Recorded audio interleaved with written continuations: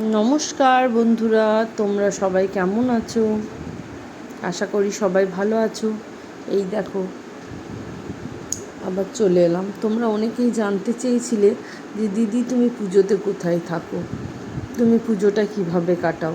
তাই ভাবলাম আজকে তোমাদের সঙ্গে শেয়ার করি যে আমি পুজোতে কোথায় থাকি, কিভাবে কাটাই, তাই না? তোমরা জানতে চেয়েছিলে, নিশ্চয়ই বলবো। হ্যাঁ, আমার একটা পার্লার আছে, তাই পুজোর সময় আমি শ্বশুরবাড়িতেই থাকি, মানে বাড়িতেই থাকি। অষ্টমীর দিন পর্যন্ত এখানেই থাকি, কাজও থাকি, সেই কারণেই এখানেই থাকা। তারপর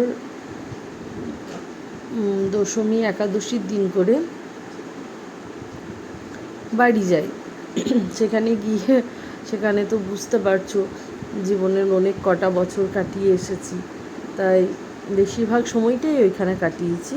তাই এখনও ভুলতে পারিনি, একদিন হলেও ওইখানে আমি চলে যাই বাবার বাড়ি। তারপর সেখানে একদিন হলেও দশমীর দিন কি একাদশীর দিন গিয়ে ওইখানে পুজোটা দেখি।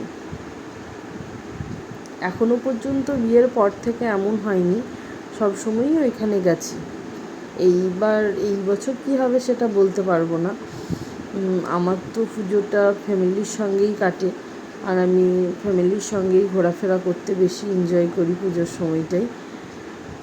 তোমরা কিভাবে পুজোটাকে এনজয় করো, কিভাবে কাটাও, সেটাও তোমরা আমার সঙ্গে জানিও। ভালো থেকো, ফিরে আসবো পরে আবার কোনো সময়। বাই।